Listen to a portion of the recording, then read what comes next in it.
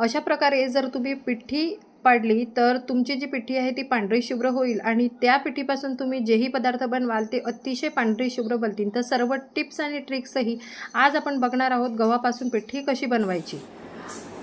आजच्या व्हिडिओमध्ये आपण बघणार आहोत की गव्हापासून पिठी किंवा सोजी कशी बनवतात। या अगोदर मी माझ्या चॅनलवरती पिठीच्या लाडूचा व्हिडिओ अपलोड केला होता, तो खूप आवडला सर्वांना आणि तो जो व्हिडिओ आहे त्या व्हिडिओला खूप साऱ्या कमेंट होत्या की ताई आम्हाला पिठी कशी बनवतात हे सांगा। तर त्या सगळ्या कमेंट वाचून मी आज तुमच्यासाठी पिठी कशी बनवतात याचा व्हिडिओ मी तुमच्यासोबत शेअर करत आहे। तर व्हिडिओ शेवटपर्यंत पहा आणि आतापर्यंत जर तुम्ही माझ्या चॅनलवरती नवीन असाल तर चॅनलला सबस्क्राइब नक्की करून घ्या आणि व्हिडिओ आवडत असल्यास व्हिडिओला लाईक आणि शेअर नक्की करा। चला तर मग पटकन सुरू करूया, गव्हापासून पिठी कशी बनवतात। तर इथे गव्हाची पिठी बनवण्यासाठी मी 1 किलो गहू घेतलेला आहे। आता गहू निवडताना तुम्हाला नेहमी ज्या गव्हाला लवचिकता जास्त असते असा गहू निवडायचा आहे। तर इथे मी हा लोकवन गहू घेतलेला आहे, हा तुम्हाला मार्केटमध्ये इझिली मिळून जातो आणि ह्याच गव्हाची पिठी अतिशय छान होते। तर याला आपल्याला छानपैकी पाण्याने स्वच्छ धुवून घ्यायचं आहे। त्यानंतर याला आपल्याला पाण्यामध्ये 20 मिनिटं तरी भिजत घालायचं आहे।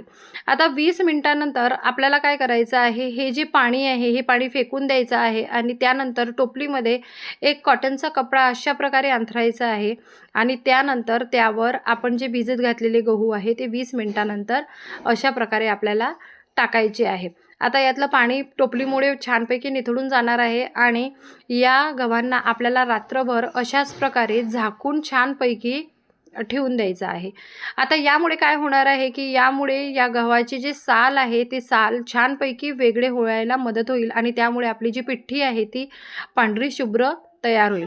तर इथे तुम्ही बघू शकता गहू जे आहे ते हलकेसे कोरडे झालेले आहे आणि याला आता आपल्याला काय करायचं आहे, हवेमध्ये सुकवून घ्यायचं आहे। आता हवेमध्ये सुकवण्यासाठी आपल्याला इथे मी परडी घेतलेली आहे, त्या परडीवर तो जो कापड मी बांधायला घेतलेला होता त्याच कापडावरती हे जे गहू आहे हे आपल्याला पसरून घ्यायचे आहे।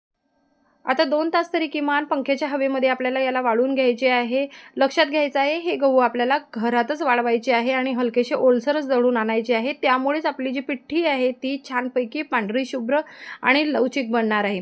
उन्हामध्ये जर तुम्ही हे गहू वाळवले तर ती कणिकच दळली जाईल। यानंतर हे जे गहू आहे तुम्ही बघू शकता वाळलेले आहे। आता गिरणीमधून आपण याला पिठी पाडून द्या असं म्हणून दळून आणायची आहे। त्या पिठासोबत तुम्हाला हलकासा ते रवा दळून देतील, त्याला आपल्याला छान प्रकारे चाळून घ्यायचा आहे। आता गाळण्यासाठी इथे मी एक परात घेतलेला आहे आणि इथे एक अशी चाळणी घेतलेली आहे, तुम्ही बघू शकता। तर ह्या चाळणीला बारीक कापडासारखी गाळणी आहे ही आणि तुम्हाला मार्केटमध्ये इझिली अवेलेबल होईल। जर तुमच्याकडे अशी चाळणी अवेलेबल नसेल तर तुम्ही कोणत्याही कॉटनच्या कापडाने ही जी पिठी आहे ती गाळू शकता। आता माझ्याकडे ही गाळणी जी आहे अवेलेबल होती म्हणून मी तुम्हाला गाळणीनेच गाळून दाखवते आहे। तुम्ही पिठीची किंवा मैद्याची जी चाळणी असते त्या चाळणीने ही जी पिठी आहे ती गाळू शकता। तर अशा प्रकारे हा जो गव्हाचा कोंडा आहे हा वेगळा होईल, तुम्ही बघू शकता। यात हलकासा रव्याचं प्रमाण असते, जर तुम्ही याला पाखडलं तर यातून हलकासा रवा सुद्धा बाजूला होतो। अशा प्रकारे मी सर्व जी पिठी आहे ती गाळून घेतलेली आहे। आता पूर्ण पिठी गाळून झाल्यानंतर 1 किलो गव्हाची किती पिठी पडलेली आहे ते मी तुम्हाला सांगणार आहे। आता हे पिठी तुम्ही लाडूसाठी, शेवयासाठी, सरगुंडे, पापडा किंवा कोणत्याही प्रकारच्या वाळवणामध्ये तुम्ही ह्या पिठीचा वापर करू शकता। तर या पिठीपासून तुम्ही कोणते पदार्थ बनवता हे तुम्ही मला कमेंटमध्ये नक्की सांगाल। आता पूर्णपणे इथे तुम्ही बघू शकता 7 कप पिठी झालेली आहे आणि हा 8वा जो कप आहे हा भरून इथे पिठी तयार झालेली आहे। 8 कप पिठी आपली छान प्रकारे तयार झालेली आहे आणि हा एवढा कोंडा निघालेला आहे। तर 1 किलो गव्हाची तब्बल 900 ग्रॅम पिठी तयार झालेली आहे।